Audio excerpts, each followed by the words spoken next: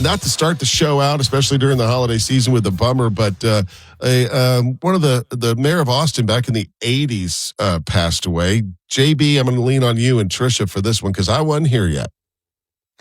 Yeah, it's, that's probably the first mayor I remember, Frank Cooksey. Yeah, it was in the mid to late 80s. First one I remember in my lifetime. I was in high school at that time. I think he was real progressive on Barton Springs. Yeah, he was very environmental. Oh, he was? Uh-huh. That's good. Thank you, Frank Cooksey. Mm-hmm. Right? For having some vision and keeping Austin beautiful, which, as big as Austin's gotten, has gotten harder and harder to keep Austin as pretty as it's always been, right? Right. So, yeah, it's so interesting, though, because we were always known for green space. It's not an ugly downtown as far as downtowns go. Mm-hmm. When you look at it from a distance, because it's all brand new buildings. Right. Right. Yeah. It's all brand new, Everything. So it's attractive in a different way, don't you think? Austin downtown? Yeah. Yeah, because it's all, I like an old city too, but I'm telling you, I remember when I moved from Austin to Cincinnati, and I spent a year in Cincinnati, and I remember getting to Cincinnati, and I was like, boy, did I take Austin for granted, because things really are falling apart here. Like one of the main bridges that connected Cincinnati to northern Kentucky was literally collapsing. Yeah, falling apart there. It was falling apart. And I was like, wow, I'm back in Austin where everything is brand new. Sturdy. Yeah, that's sturdy. Keyword. Yeah, I thought the same thing. I took a cycling trip and I was in Chattanooga, which feels remarkably like Austin. Really? It's rolling hills. There's a river that runs through it, except the buildings were old. That was the difference. They weren't as tall, and they were all like really old. But that has its charm too. No, it's just different. It's just a different kind of thing. All of our old buildings have been demolished. We've got another example of how you don't have to get very far out of Austin and you're in the country and get some. This didn't really happen out in the country, but it's very small town newsy. Out on SH-45, right, Tricia? SH-45 and SH-130. SH-130 is the road that has an 85 mile an hour speed limit on it. Fastest in America. So, right. So you feel like you're very modern, maybe kind of, southbound lanes were shut down on Saturday night because somebody hit a cow. That's not funny because someone probably got hurt. Wow. Right. I can't imagine how much damage a cow can do to a car just after, deer. Yeah. But 85 miles an hour, SH-45 is 75, and it was on an on-ramp, and somebody hit a cow. Oh. They got to figure out where that cow came from. Right. Well, all around SH-130 is pasture land. So you're on the road that has the highest speed limit in the States, but you also got to watch out for cows and pigs. Yeah. We haven't heard about a pig collision in a while, but when that first opened up, that was a big problem. There were so many wild hogs. And then they put a bounty on them, right? I think so, yeah. I think they paid you to bring, it sounds so primitive, but bringing in a hog's tail, they pay you. That's awful. Doesn't that sound like something from a kill? Right. That sounds like something from 200 years ago. Right. Yeah. And then they would give you potatoes. Yeah. You could straight in the tail. Here's your reward. 6 squirrels got you a bag of potatoes. Right. Hey, got the job done. Right? I guess either that or those pigs white up and they're all send the word out. Don't go near the fast road. Right. Like they all, that used to be their land. There's got to be the person that hit the cows had to have said, you got to be kidding me. Yeah, it was real foggy. That was one of the things that police said.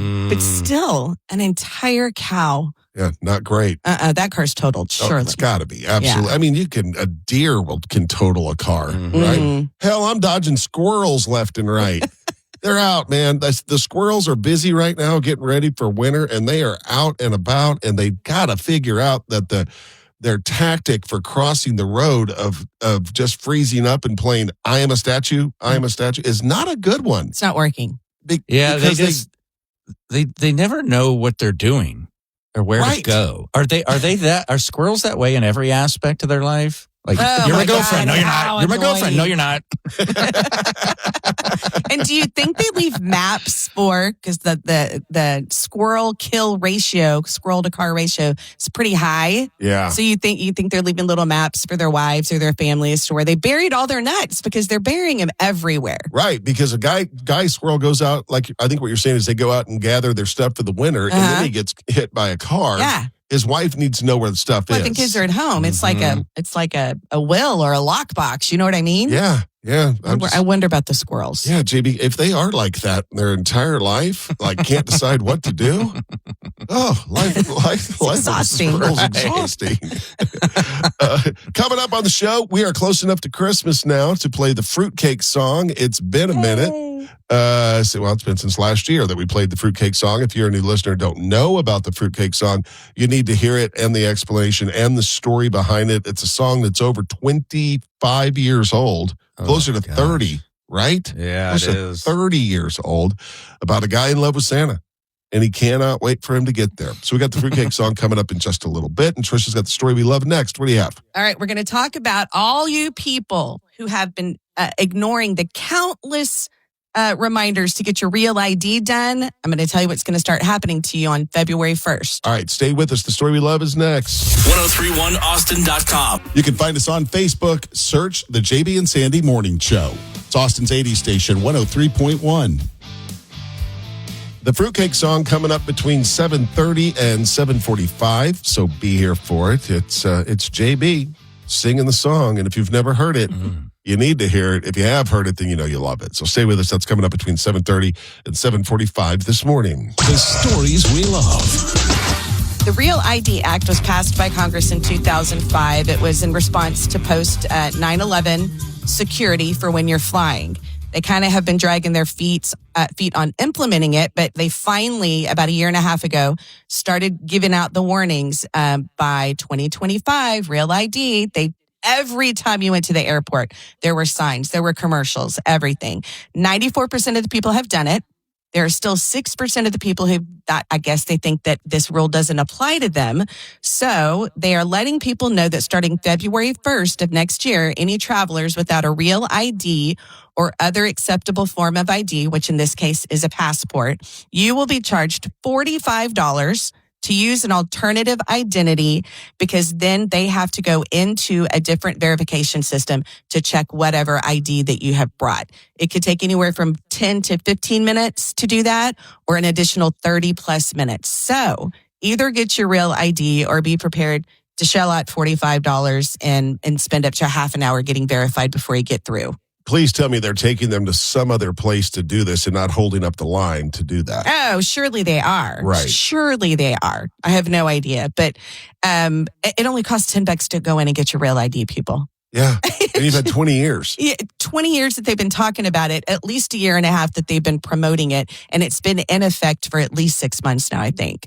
So $40. $45 and up to 30 minutes while they verify whatever other ID you brought with you. Go ahead, Jimmy. My guess is, as you said, 6%. That sounds about like a number would be of people who are scared to renew it because they're running from the law for some reason. Oh, There's maybe. a warrant. They're afraid they're going to get arrested. That's my guess. That's why they're not doing it. So if they don't get it updated, though, but they come to the airport with not a real ID and not a passport, then all that stuff's going to get run anyway for them to verify that it's okay for you to travel. That 6% is screwed either way. You're right. That's a great call, JB. And would you guys be nervous if they did, let's say the FBI did a background check on you? Would you at all be nervous? No. No. No, I had one done when I got my mortgage license, and they do the FBI does a background check on you. And I honestly was thinking, like, I'm not really worried about this. Yeah. I don't think there's anything there. But it's one thing that did happen to me once when I was trying to get a driver's license. Again, I told you earlier, I lived in Cincinnati for a year, so I tried to get an Ohio driver's license. And I went to get it. They go, dude, you've got a court costs from the state of Iowa from 1990 that you haven't taken care of. We can't give you a driver's license. I go, you have got to be kidding me. That's crazy.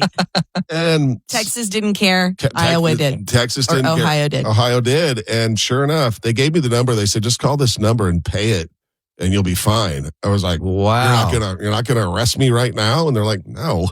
And so, yeah, I called it. It was from 1990. What was it for? I got in a bar fight. Silly question. And went to court and it got dismissed and all that, but I had to pay it. How much was it? Like $45, $50. It's not like it was adding interest or penalty all these years, thank goodness. But yeah, it's funny how something like that just pops up that you'd completely forgotten about.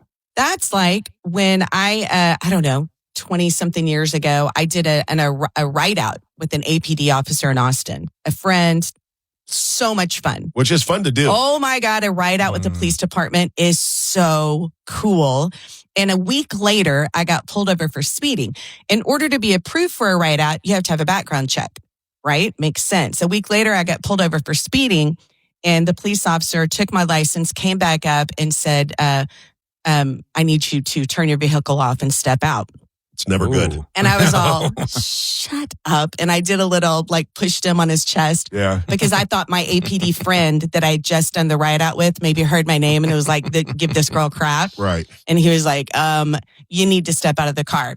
Long story short, I got arrested and taken downtown for a court fee, a $35 court fee. Yeah. That a payment for a ticket had crossed in the mail. That was back when you had to mail in checks to pay for tickets. But you're all confident nothing's going to pop up like I was. And I went to jail. Yeah, and isn't that the time when they sat you down and the cop told all the guys in there, don't even look? Oh, yeah. I still had on my clothes from work. I was all cute and dressed up and they took me in and they had... Were you handcuffed? I was handcuffed and they set me on that bench waiting to be processed. And there were 8 giant, scary men.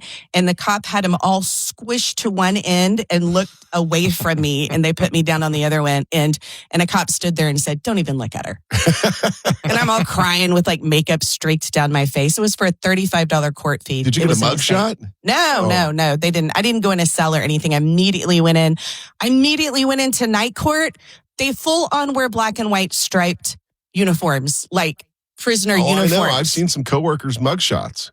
And I started crying there too because the person I was sitting near was there because they pooped in public. Awful. More coming up. 1031austin.com. Happy holidays, everyone. It is Sandy from The Sandy Show. And, the holidays are a magical time of the year, a time where anything can happen, like maybe a front row parking spot at the mall or a family photo where everybody looks great. This year, give a little magic of your own. Give holiday scratch tickets. We're talking top prizes from $500 all the way up to $250,000. Give the gift of infinite possibilities. Give holiday scratch tickets from the Texas Lottery. Explain the mashup that occurs around the OK Corral. How in the world is it Doc Holliday's business? In episode 799 of the Meat Eater podcast, host Stephen Ranella talks with author and Old West historian Mark Lee Gardner. Whenever there was a posse formed, Doc Holliday was always there to help out. So he's like, I'm sick, I'm half dead, I'd love to throw in. So he just gets excited when there's a posse. It's like your buddy drew a tag, Yeah.